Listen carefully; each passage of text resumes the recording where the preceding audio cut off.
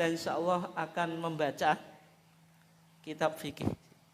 Kitab fikih yaitu kitab Fathul Qorib Mujib. Nah, ini kitabnya ya. Kata Lekji di halal bihalal KTO juga ya, bahas kitab ya. Bahas kitab ya banyak kitab saya. Cuma mau beli atau enggak, yang kedua bisa baca atau enggak.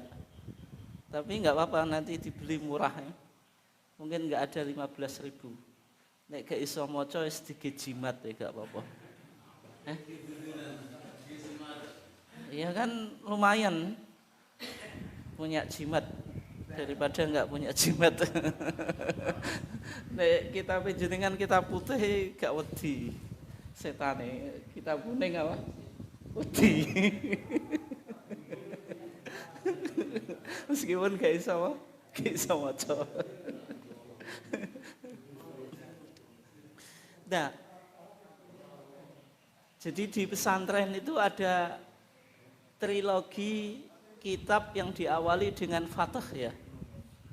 Ada Fathul Qorib, Fathul Qorib Al-Mujib, ada Fathul Mu'in, ada Fathul Wahab. Urutannya semacam itu Pak. Jadi setelah khatam Sulam Safinah itu Safinatun Najat dan Sulam apa? Taufik, itu pindah ke Matnul Ghayah wa Takrib yang ditulis oleh Syekh Abu Suja. Kemudian disarai oleh Syekh Ibnu Qasim Al-Ghazi. Judulnya ini Fathul Qorib Al-Mujib. Itu tingkatan paling dasar. Setelah itu menengah, yaitu beralih ke Fathul Mu'in. Beralih ke Fathul Mu'in. Setelah Fathul Mu'in pindah ke Fathul Wahab. Urutannya semacam itu Pak. Jadi urutan ngaji ini sesuai dengan yang ada di pesantren. Tapi nek orang Muhammadiyah ya apa Pak? Langsung Al-Quran dan Sunnah dengan apa? Nek masih pakai tarjih masih mending Pak. Kalau nggak pakai tarjih itu yang repot. Langsung Quran dan Sunnah tapi nggak melalui pemahaman apa? Tarjih. Nah, metode semacam ini itu menarik Pak. Ada kitabnya itu terjemahan Fathul Qorib Mujib. Yang kitab ini ada asumsi atau dugaan itu ditulis oleh Mbah Yai Ahmad Dahlan itu. Mbah Yai Ahmad Dahlan itu kan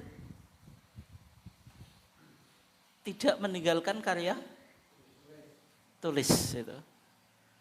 Tidak meninggalkan karya tulis itu.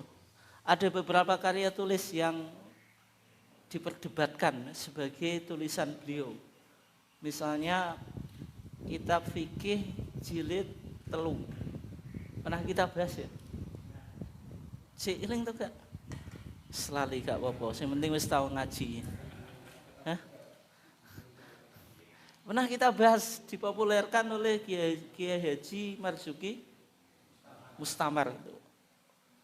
Yang bilang Mbah Yai Ahmad Dahlan itu sama dengan Mbah Yai Hasyim Asy'ari ajaran jenengan wis nyimpang kok melok sapa.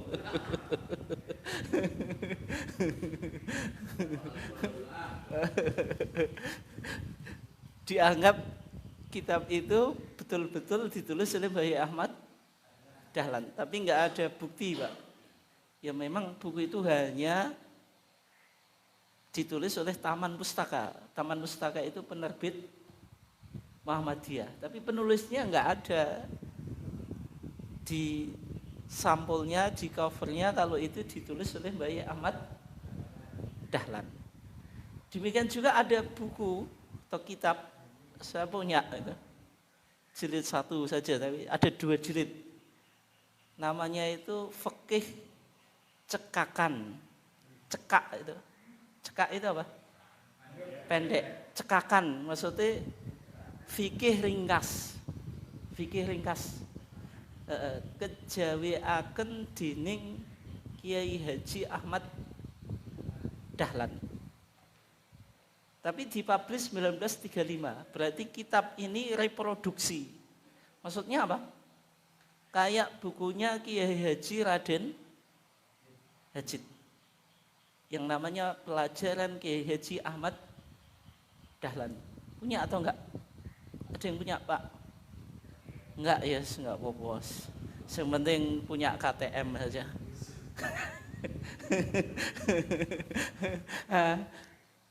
Kiai Haji Raden Hajid itu kan muridnya Mbah Ahmad Dahlan.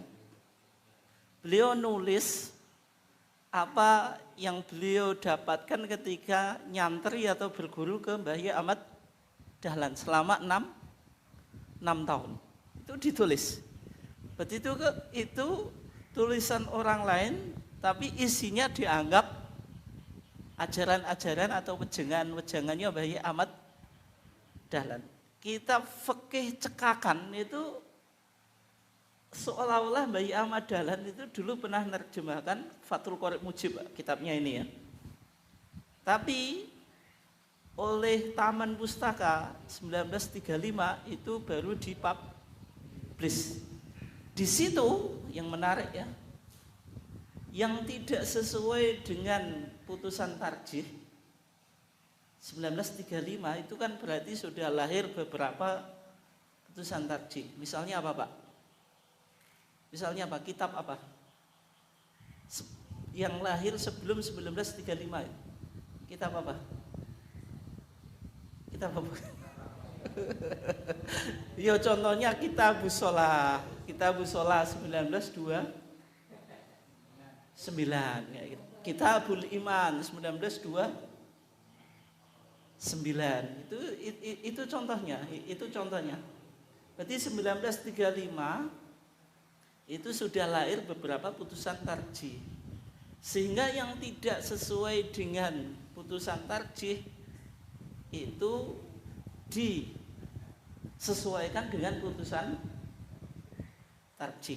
Ya, misalnya qunut subuh itu dalam madzhab Syafi'i kan hukumnya sunnah muakkadah, tapi dalam kitab fikih cekakan itu dikatakan berarti dalam pandangan tarjih tidak sunnah muakkadah misalnya.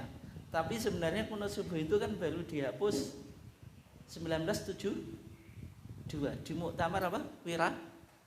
Wiradisa. Itu enggak apa-apa jenengan belajar pakai madzhab Syafi'i, tapi yang dalam pengamalannya disesuaikan dengan tarjih. Misalnya pembatal wudu. Apa? Sesuatu yang keluar dari dua jalan. Ma kharaja minas sabilain.